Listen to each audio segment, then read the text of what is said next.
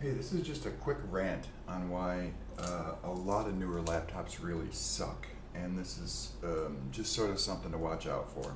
So first things first, this is a cheap brand. I knew what I was getting into when I bought it. It was only 1,500 Turkish lira, which is now like $200 or something like that. At the time, it was maybe worth 300. But first off, the whole thing is plastic. This is touchscreen. It's a like 13-inch, 1366 by 768.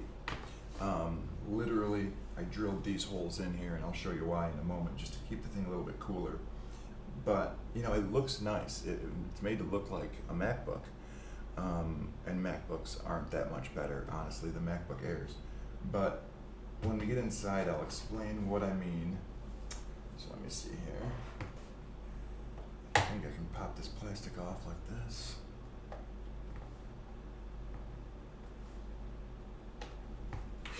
Let's see. There we go. So these are the internals of this. Now, again, I'm saying that this sucks. Part of the reason it sucks is that it was cheap, and I know that. But not the main point. So for one thing, this is the battery right here. And a lot of times on these, they'll make the battery specifically to fit this machine, which is kind of nice. But at the same time, it makes it tough to get replacements because this is probably the only machine this battery was ever made for. And they basically custom form it to the size, to the form factor that you need. And the depth, of course, as well.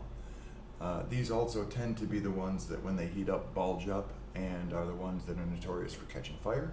It's just cheap crap. But more importantly, the issue that I have with it is underneath here. And again, this is where I drilled a bunch of holes. And the reason is, this is literally taped. And when I take this off, see if I can get it off without ruining anything. Ugh. Yeah, I added thermal grease to this because there was none. There was this thermal pad, and I added some thermal grease because, if you can't tell, the thing was overheating. Now this little shield serves two purposes. One, this literally paper thin piece of copper is a heat sink, and then this heat thermal pad is meant to go over the CPU, the memory, power delivery, networking, all of the main chips. And then they put this tape on it just to, I don't know, protect it, hold it together, whatever, I'm not even totally sure. Part of the issue is, if this metal bends in the right way, it can touch these traces down here, these solder on these chips and stuff. That can kill components, obviously. But more importantly, the biggest issue, and the same issue with MacBook Airs and probably MacBook Pros at this point, and a whole bunch of other ones. And the reason that I tend to tell people you're better off with something like a Dell Latitude, even if the specs are not as good as, you know, a nicer looking laptop, is because look at what you can replace in here. Literally nothing. So the battery, if you can find it, you can swap it out. However, you're probably not going to find anything new because, again, this is specific to this model, this year, this design.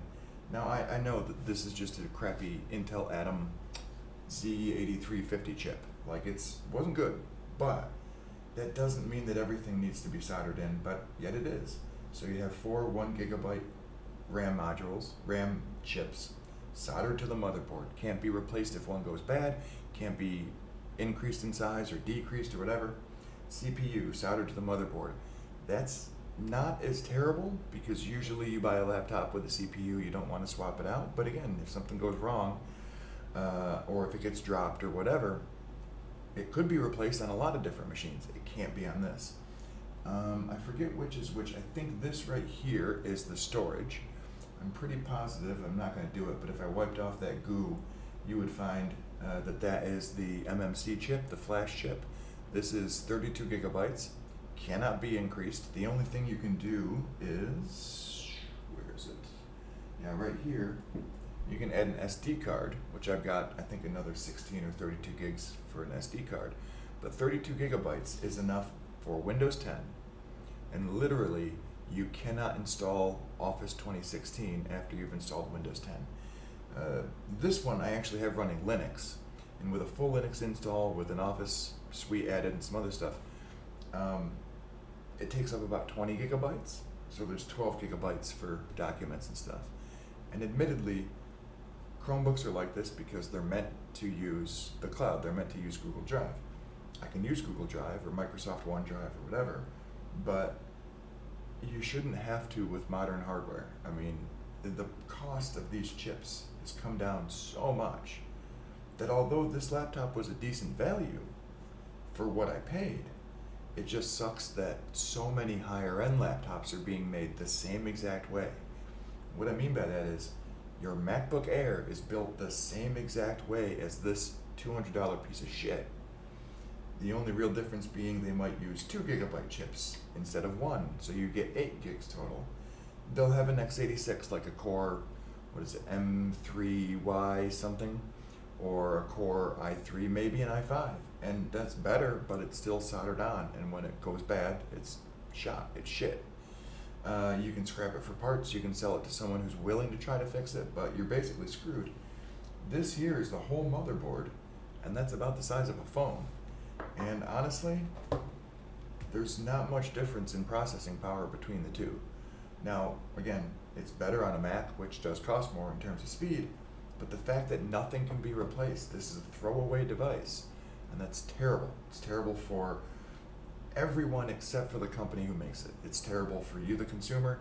It's terrible for anyone downstream who may want to use the parts from this and basically can't because there's nothing worth saving except maybe the display and a couple of wires. It's worse for the environment. And then when you consider the downstream effects of that environmental issue, so I think folks don't realize when they throw away their electronics, what happens with it. It doesn't typically go to a landfill, which would be bad enough as it is, unless you put it right in the trash. And when you go to recycle it, usually that stuff goes to, there's a couple of countries in Africa that will take it, India usually will take it, and they literally have people sitting around with soldering irons breathing in the lead and the toxic materials and whatever, so that they can extract the gold or the platinum or the rare earth minerals that are in these. They're killing themselves to make pennies a day, to make next to nothing. And most of this stuff can't even be reclaimed. Oftentimes, to get the stuff out of here, they'll either use chemicals or they'll burn off the plastics and the other bits to get to those rare earth minerals or to get to those metals, and it just wreaks havoc. If you've ever seen images or videos of the towns where these things are disassembled, it is disgusting. And I just did a video today about the Dell E6430 that I have sitting over there that's 6 or 7 years old that can easily live for another 10 and still work. And sure, by then it'll be super slow and it won't be efficient in terms of electrical energy, but it can still be used. This thing, I paid $1,500 for it and I expected it to last a year or two already, and you can see this battery is kind of split into two here. One of these two is dead, I don't know which one. So when my battery shows 80%, it's actually at 30%. When my battery shows 65%, it's at 15%. And when it shows 51%, it's turning itself off. And I've only had this thing, that started to happen after maybe 6 months. Again, this is cheaper than most, but it's really no different in terms of how it's manufactured and what the goals are for the company. And so honestly, you should consider things like this, like how is it built, what can be replaced, what can be upgraded, and what can I do with this in 5 years, rather than just thinking about, do I look cool if I own this, like Mac owners, which you don't. You look like you waste money and don't know what you're doing, and that sucks for you, but it also sucks for everyone else. And you should consider, for that matter, can I give it to my kid? Can I give it to a neighbor kid? Can I, do anything with it other than throw it out in 2 years? And this one, no. Right now, I don't even use it as a laptop. I turn it on and I have it set right here, and because it has a touch screen, I can connect to my other computer with any desk, and I can use it as like a writing tablet, and I seldom do that. It was worth the money. That's not what I'm saying, but ultimately, it's a really bad practice that we need to get away from and stop hardware manufacturers from doing, because it's not helping us in the long run, and it's hurting the environment way worse than it should, along with the people who have to deal with the environmental impact directly, like the folks who live in India and those countries in Africa and so on. So yeah, this shit is terrible. I wouldn't have bought it, but it was literally on sale, and it was like, I bought it from a grocery store. And yeah, I mean, it's been worth it for me, but it's just not worth it overall. So anyways, this was just a rant on why the world is terrible and everything sucks and the internet was a mistake. So, hope that helps somebody. Enjoy!